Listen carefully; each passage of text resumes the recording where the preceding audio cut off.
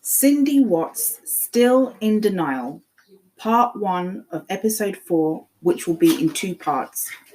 Okay, so this is episode 4 of my Chris Watts 2 Years On mini podcast series, and the topic of discussion is Cindy Watts. Now, before I begin this podcast, let me just say that Cindy Watts and the Watts family in general have suffered a horrible tragedy, and so did Shanann's family. Both families have suffered because of what Chris Watts did. The issue that many have with Cindy Watts is not the fact that she still loves her son, which she has every right to do. It's the fact that despite his horrific crimes, she still wants to throw shade at Shanann. She still wants to blame Shanann for everything that went wrong in their marriage.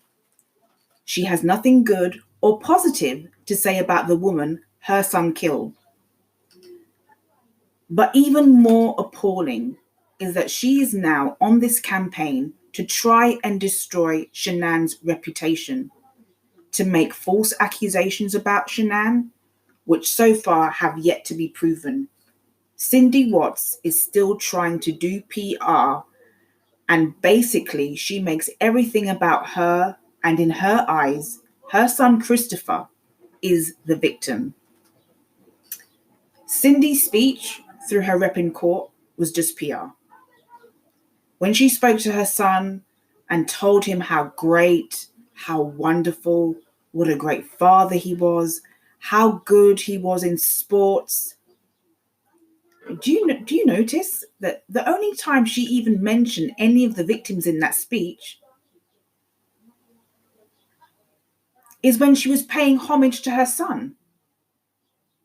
That's basically what she was doing, and talking about how great he is. The only time she focuses her speech on the actual victims is when she mentions Bella and how Bella reminded her of Chris. So even when she mentions the victim, or one of the victims, she only mentions her granddaughter in relation to how she reminded her of her son, Christopher Watts.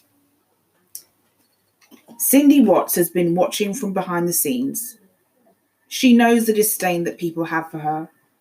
She wants to redeem her son's image, and she wants sympathy for her son, Christopher Watts. I believe that she has still not come to grips with what he did. She still wants to believe that Shanann did all of this. The new narrative for her and her flying monkeys is that Shanann killed her children when Chris told her that he didn't love her anymore, and that Shanann then killed herself. And her golden son, Chris Watts, was just covering up for her. That's it. She is still in denial. She's still hoping that one day her son will be released. She knows deep down that it is unlikely. I say there isn't a chance in hell for Chris Watts, that he's doomed for life. He's never getting out. Now, the autopsy results prove that Chris was lying when he told the CBI agents that Shanann killed her children. There were no signs of her handprints on their necks whatsoever. So he's a liar, he's a cheater, and he's a murderer. And he's someone who has the ability and the wherewithal to stuff his daughter's tiny little bodies into a hatch at the top of an oil tank. And someone who can actually do that to their own children does not deserve empathy, in my opinion. I also find it interesting that Cindy Watts held a grudge against Shanann for calling Chris a skater boy. And yet, she readily forgives her son for putting her grandkids in oil tanks. It just goes to show you who she really is. She's all about herself, her family, her reputation, her son's reputation. And if putting out Shanann's light happens to make her light shine brighter, then she will do so.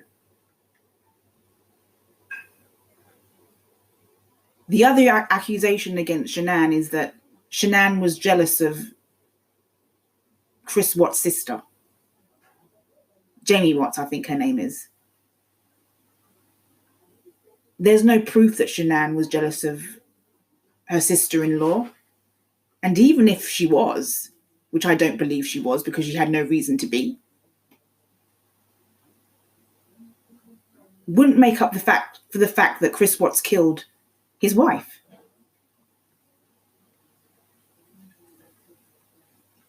This is part one. I will be posting part two at a later date.